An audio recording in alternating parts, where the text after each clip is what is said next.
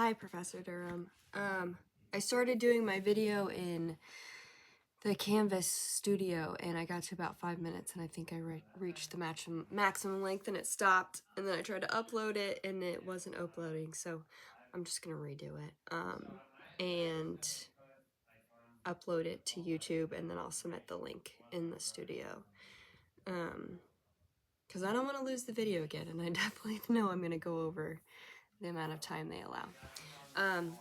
So anyway,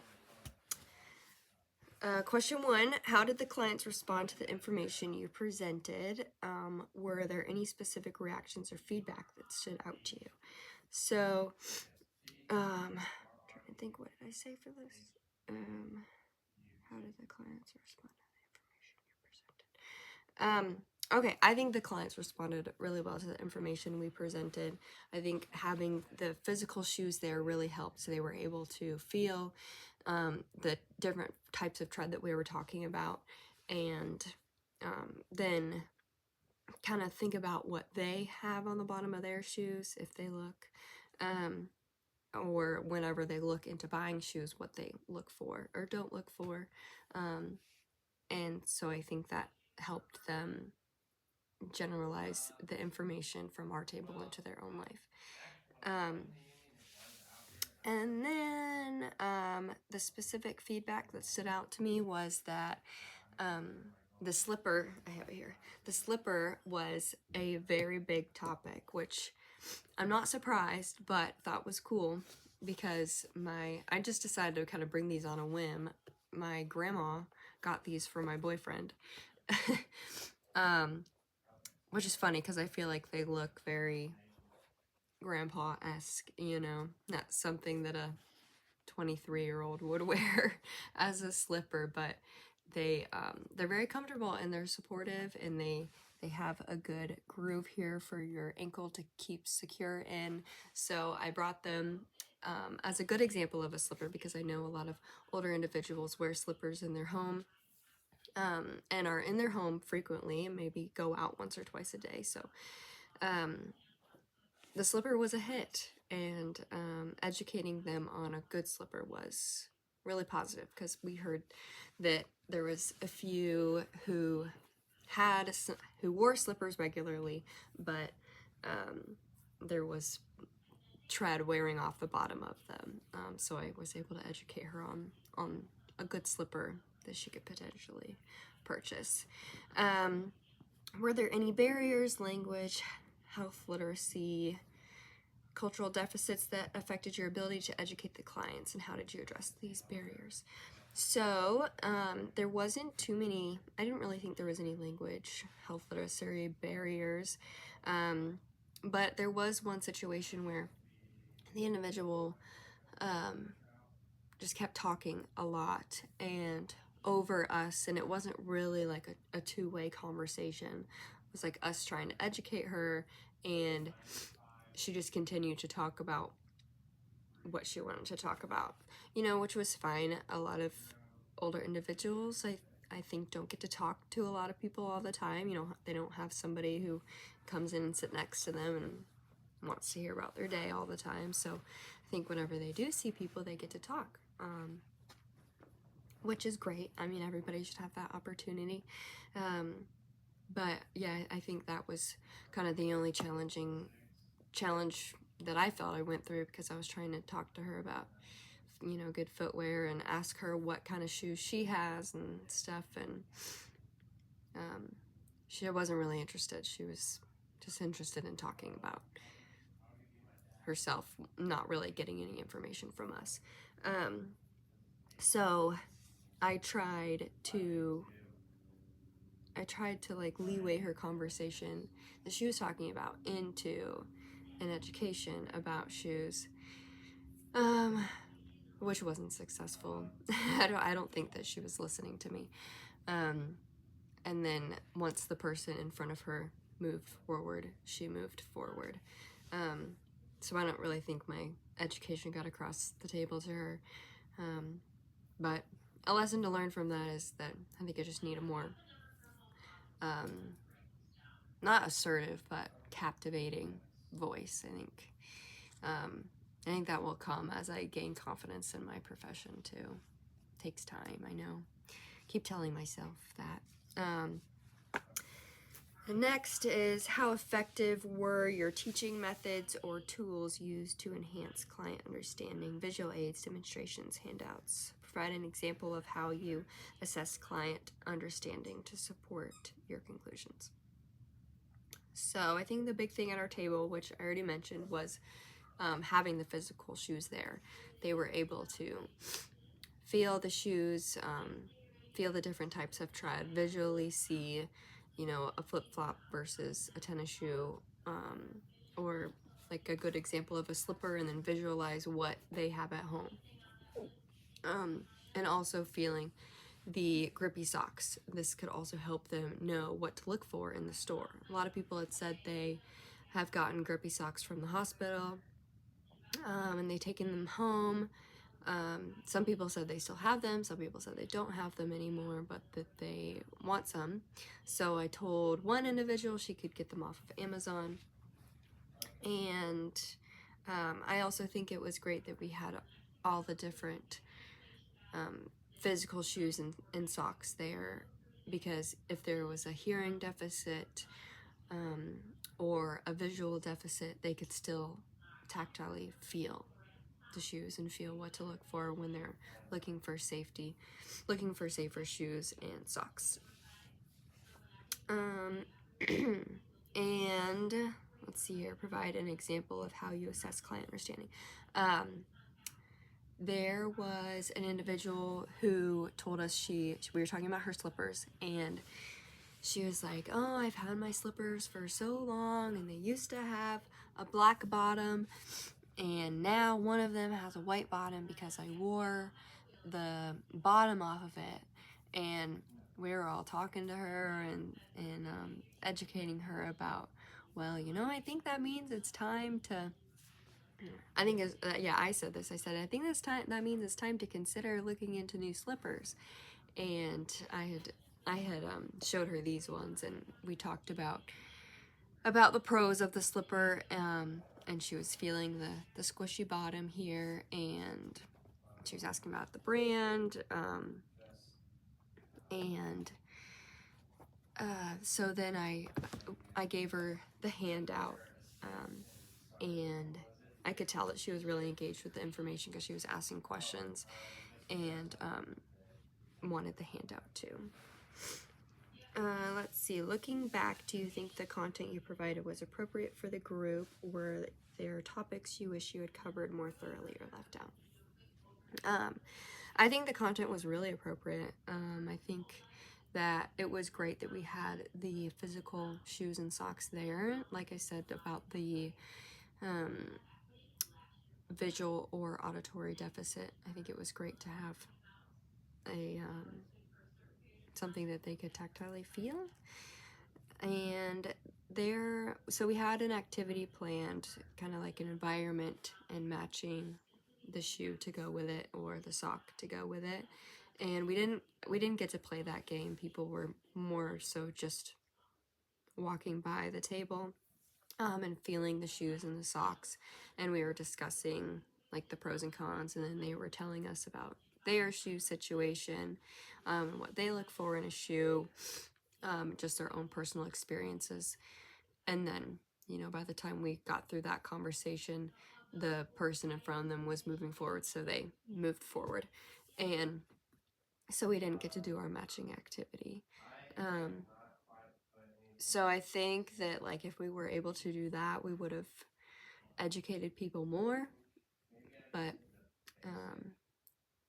I think with how the people were moving through the tables, that it worked out okay. We were able to educate them verbally, and they were able to feel the shoes and know what is good and bad on tread.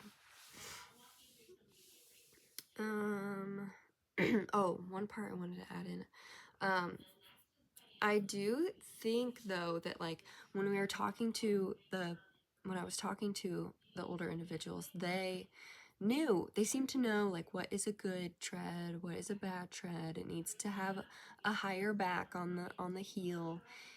they knew all that information. They were great. And then they would talk about their own shoes, or we would, you know, say, okay, now what's on your feet, and look down at their shoes, and their shoes fit their feet well and they tied, but they looked really worn. All of their shoes seemed, you know, like they had been wearing them for every day for the past 3 years. And I know my grandpa is that way. He buys the same pairs of shoes over and over and over again. Ever since, you know, my earliest memory of him, he's been wearing these same shoes, and he gets a new pair like every year or two. And he wears them. He wears them till there's like a hole in his toe. But I think that is what older people need help in understanding, that you don't wear your shoe until it has a hole in the toe. You need to get a new shoe before it gets a hole in the toe, because then it's too late. And so we tried telling a couple people, you know, have you looked at your shoes after you take them off? I asked one individual, I was like, next time her shoes looked pretty worn. I said, next time you sit down and you're taking your shoe off, take a look at the bottom of it and see, you know, can you stick your finger on it and is it really squishy? Can you bend your shoe really easily? You know, you shouldn't be able to bend your shoe in half. It should be pretty sturdy because the bottom needs to be hard. And yeah, so we try to educate people on that. I think that older people think, as long as the shoe it ties to your foot, it fits, it's got a tall back, and it's got a grippy bottom, I think they think it's okay. But that stuff all gets worn. And so if you have your shoe for a long time, it could be a good shoe in the very beginning, but after you've worn it for so long, it's not a good shoe anymore. So I think just knowing when that cutoff is, I think that could have been added like to our handout or something. But yeah. Next question. These are the reflection on personal experiences, learning, and future practice. So what aspects of the group education experience did you find most challenging, and why? Education experience. I didn't really find anything challenging. Sorry, my dog is growling. He wants something. Let's see here. What was challenging? I don't really think there was anything challenging. You know, we had a very cohesive group. Everybody in our group worked really well together. Oh, I remember. I was thinking about this earlier before I started recording. I think in this project, there wasn't really anything that you could like divvy up, you know, like, okay, I'm going to do this section, you do that section. And so it kind of was just more of, I volunteer to do this, and then the next person just volunteers to do that. And eventually, I think there was just a common consensus that, okay, if you volunteer to do that thing, then I should probably volunteer to do this. And so I think in the beginning, that was kind of a challenge because we didn't really divvy it up anyway, which I didn't think it really needed to be. It was just who was going to volunteer to do what, and that's how it was going to be. But I think that was like the only challenge, I'd say. But everybody ended up doing, you know, equal, I think, and everybody did their part, and I think it turned out really well. Reflect on your communication skills during the session. What strategies did you use to facilitate effective communication? What went well? What could you do to improve next time? I think I talked about this earlier, just the confidence in my voice and having a more captivating voice for people to listen to.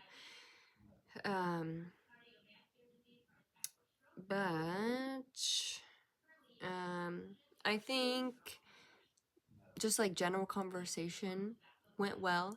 I tried to talk to people about their lifestyle. Not about their lifestyle, but like what am I trying to get at? Like how their routines. So I said earlier that a lot of older individuals probably don't leave their house and go run errands for 8 hours of the day. They most likely are going to run one errand of the day for an hour and a half or two and get lunch, go to a doctor's appointment, and then come back.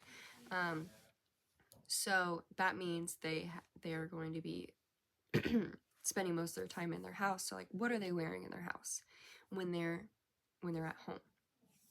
So I tried asking them, like, what do you wear while you're in your house? And what do you wear when you're out? And what do you put on whenever you get out of bed? Do you like to wear socks? Do you prefer to wear shoes? And just what they wear in their daily routine. So I think that struck conversation, and then it led into like slipper conversation, and what type of floors they have, and then we talked about like when they've got new shoes or how long ago.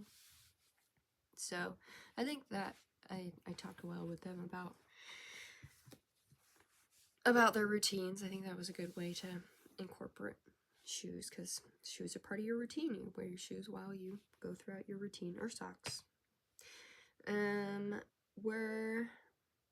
Reflect on the dynamic of your group of 4 students. What could have been done differently to improve the effectiveness of the interactive session?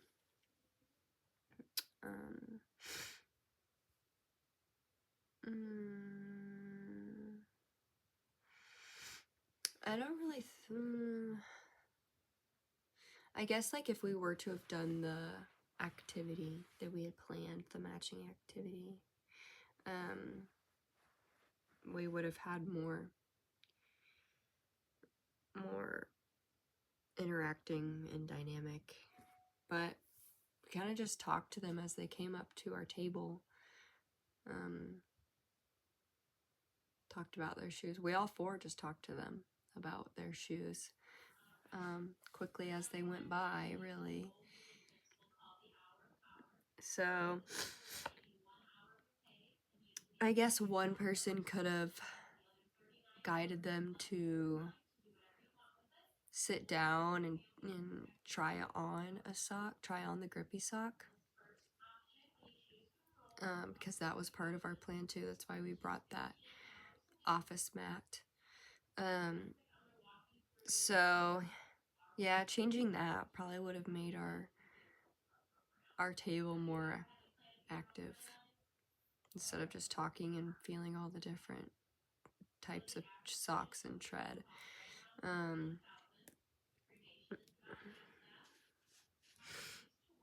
Yeah, that would have made us more of an interactive group for sure.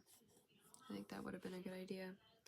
Were there any moments where you felt uncertain or uncomfortable? Give an example. How did you manage those feelings, and what did you learn from them?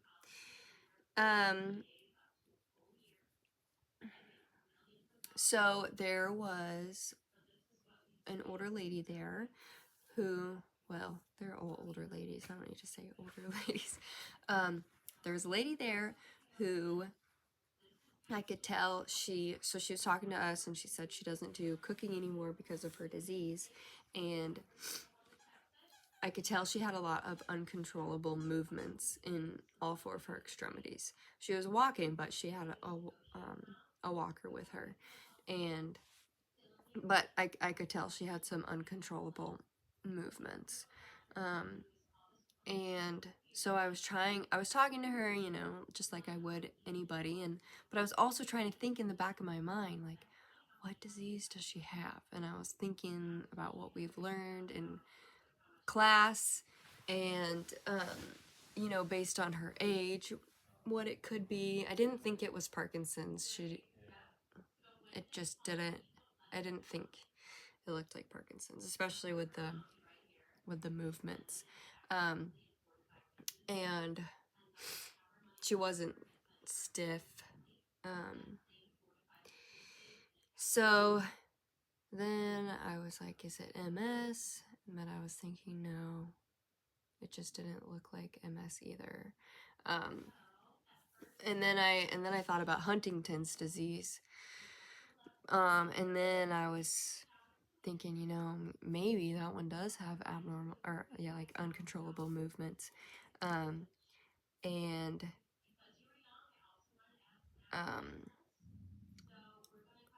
what else was I thinking at that time? I don't know. But anyway, I asked Grace. I was like, what disease do you think she has? And she didn't know, so I asked Reagan and Caitlin, who were there too, and they were like, oh, she told us that she has Huntington's disease. And I was like, oh wow, I got that right. But also I was thinking, wow, I saw somebody in real life with Huntington's disease. And when I was studying up on Huntington's disease and reading about it, I don't know, I just thought of it as something a lot more severe. And I guess what I was remembering was just the later stages of it, and not somebody who's able to walk and, be active and mobile in the community. So that was really cool. That was a good visual learning experience for me. Yeah, definitely. Something I'll remember.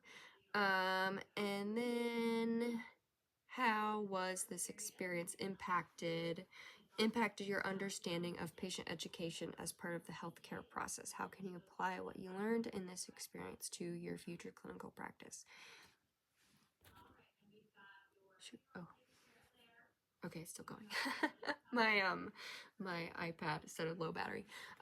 Okay, so I think the big thing that I learned was, if I'm going to be educating somebody on something, I need to have like a physical copy of what, if I'm able to provide a physical something like a shoe, or I don't know, a jacket, or something physical that I'm talking about, I think I need to bring it to show, just so they can hands-on learn and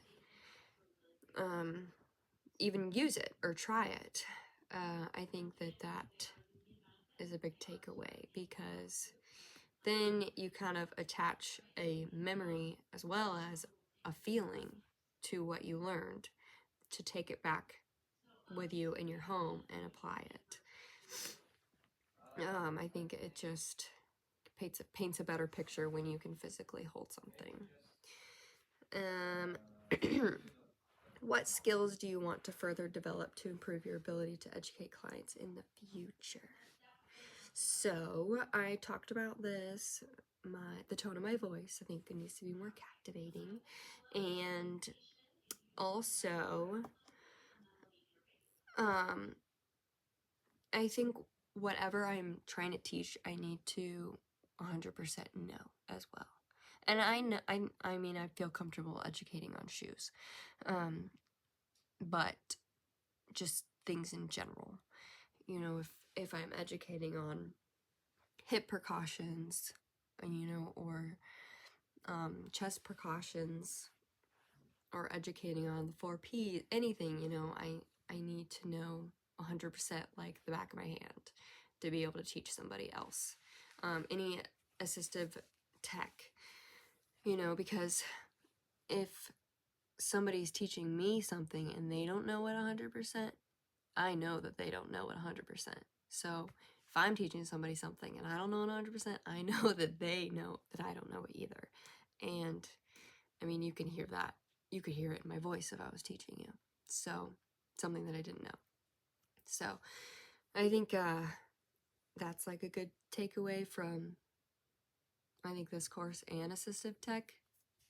Like whatever we had to teach somebody about on how to use an assistive device. I think just knowing what you're teaching 100% will help you convey the message better. But overall, it was a really good experience. It was fun talking to the older people. I love that population. And definitely a population I have considered working with. I just think they're really cute. They have a lot of wisdom to offer. So, yeah, it was fun. I wish that more people came so that we could talk to more people and get more experience talking to older individuals. But it was fun. It was good, and seeing the individual who has Parkinson's, or not Parkinson's, Huntington's disease. That was very cool to see in person, and she was functioning really well.